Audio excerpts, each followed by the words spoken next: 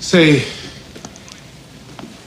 are you some kind of ghost? Boo. In 1994, a masterpiece was born from a deep tragedy. The Crow wasn't just another comic book adaptation. It was a gothic, supernatural epic that defined a generation. It stands as one of the greatest stories of vigilante justice from the afterlife ever put on a celluloid. But at the dark heart of this masterpiece is Brandon Lee, an actor who didn't just play Eric Draven, he dove into the character with his entire soul.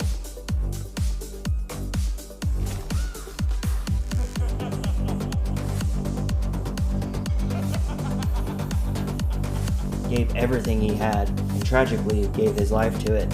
Eric Draven rightfully belongs to Brandon Lee, which brings us to present day. 2 years ago, in 2024, a movie starring Bill Skarsgård is a total and complete mockery of that sacred ground. Let's be crystal clear right out of the gate. This is nothing against Bill Skarsgård's acting abilities or his personality. He is a phenomenal talent. The blame lies squarely on the directors, producers, and the studio executives who greenlit this project. They created something that fundamentally shits on the Brandon Lee's legacy, reduces a poetic masterpiece to cheap trash, and misunderstands why the original worked in the first place. Why do I believe the new Crow is so terrible in comparison? Because it completely strips away the soul. The 1994 film felt like a living comic book dripping with atmosphere, grief, and romance. The remake feels like a generic, sanitized modern action film covered in a layer of fake edge and corporate lies. By trying to reinvent Eric Draven for a modern audience, they made a mockery of both the character and the legacy Brandon Lee left behind. But this isn't a new problem. Hollywood has been committing this exact sin for decades. Look at City of Angels. Look at every single terrible straight-to-video sequel. Every single time they touch this franchise, they make the exact same mistake. They try to make a carbon copy of what came before, Brandon Lee. They try to recreate his Eric Draven. And they trap themselves in an endless loop of trying to catch lightning in a bottle twice, which just isn't going to happen. This is reality. And instead of realizing that the IP itself is what has unlimited potential, they keep trying to reclaim that lightning in a bottle. The tragedy is that the Crow mythology could easily be used for something incredibly good, entirely fresh, and massively profitable. Imagine this instead, which is what James O'Barr came to after the first Crow, and they denied it. You know, they have small fucking brains, they are retarded. The Crow, the Bride. A young woman from a massive fortune falls in love, which I've added most of this in personally. The only idea James O'Barr had was the concept itself. On her wedding day, her husband reveals his true monstrous colors. He turns on her, murders her for her inheritance right there in blood-soaked wedding gown. And he has gangsters do it for him, so he walks away free. But the Crow doesn't let it end there. She comes back from the afterlife, a vengeful spirit in a shredded, dirt-stained white wedding dress, hunting down the man who betrayed her. It is an incredible concept, and it stays completely true to James O'Barr's original themes of love, death, and supernatural vengeance. But it stands entirely on its own without Eric Draven and without Brandon Lee's definitive performance untouched. Studios could take a massive amount of dollars exploring new avatars of vengeance like this, instead of constantly disrespecting the past and shitting on Brandon Lee's legacy. If you want me to truly make you understand the exact moment this new film completely loses the plot, look no further than the aesthetics. The 1994 Crow gave us a timeless, tragic figure, a gothic rock god born from grief. The 2024 version gives us an Eric Draven who looks like a SoundCloud rapper who got lost on his way to a fashion show. Putting Eric in a giant pink puffer jacket isn't subverting expectations. It's a total mockery of the dark, poetic world James O'Barr intended and created and Brandon Lee brought to life.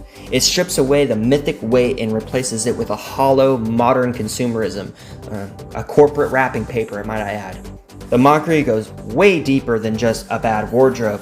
Let's talk about the love story, the absolute foundation of The Crow, which if you knew anything about why James O'Barr started The Crow anyway, it's because he lost someone personal to him, someone who he just became recently engaged to. She died tragically from a drunk driver killing her in an accident, And he said the only reason why he didn't go and kill that dude, take that dude's life from in reality, is because he channeled his grief, anger, and his sadness and the darkness straight into the Crow comics and straight into Brandon Lee's The Crow, the movie, in 1994. And in the original, you felt the cosmic weight of Eric and Shelley's love within the first 5 minutes. Even though she was already gone, their bond was pure, artistic, and soulful. And in the remake, they meet in a juvenile rehab facility, smoke drugs together, and exchange generic, cringy dialogue to make you think that there's a relationship there when there is not. The film spends nearly an hour dragging us through this uninspired modern romance, trying to force us to care, but it completely misses the point. It doesn't feel like a fucking tragedy. It doesn't feel like an eternal romance. It feels like a shallow, toxic relationship. And when you don't believe in love, the vengeance means absolutely nothing, and the tragedy has absolutely no fucking weight. And then there's the action. Just like with new horror movies, they try to make up for its lack of soul by cranking the gore up to 6 trillion. We get a massive, hyper-violent shootout in an opera house where Eric is hacking people apart, getting shot to pieces, and regenerating in the most graphic way possible. It's trying way too hard to copy John Wick, but without the proper reasoning for it. Violence can be a spectacle, violence can be cool, and I feel like the original Crow handled the violence of this universe in a very good way, in a much better way, because there is a reason why he's doing it, and it's not just for needless bullshit. And he does it in such a cool way that it gives him an aura about him. He kills them all in different ways. He's not just killing to kill. He's not just killing to look cool. He's killing because there's a reason behind it. And that's why there's a massive difference in why Brandon Lee's Crow is awesome and why Bill Skarsgård's Crow is just an uninspired slop trash. The Crow is never meant to be John Wick. In 1994, Brandon Lee's action scenes were like a tragic ballet. Every punch, every bullet he took was heavy with emotional pain and physical scarring. It wasn't just a generic unkillable superhero. He was a walking open wound executing poetic justice for a crow who did not let him transition into the afterlife because of such grief. The 2024 film turns his supernatural burden into a cheap parlor trick for a gory spectacle.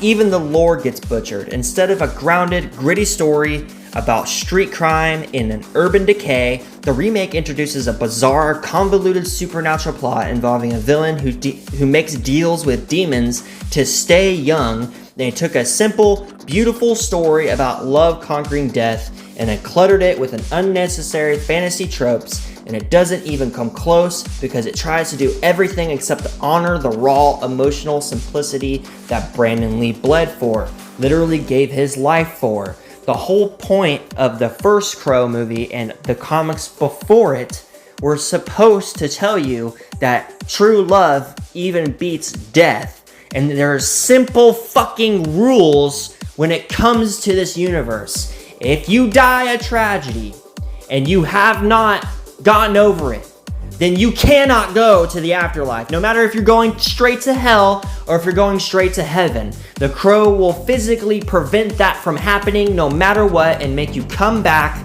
to right your wrong. And then after you're done, you die. It's over. You go back to the grave, you attain peace, and you rest forever. That's why Eric Draven should not be unearthed. He should not come back. He died with Brandon Lee. That is Brandon Lee's character, and that should be the end of it, period.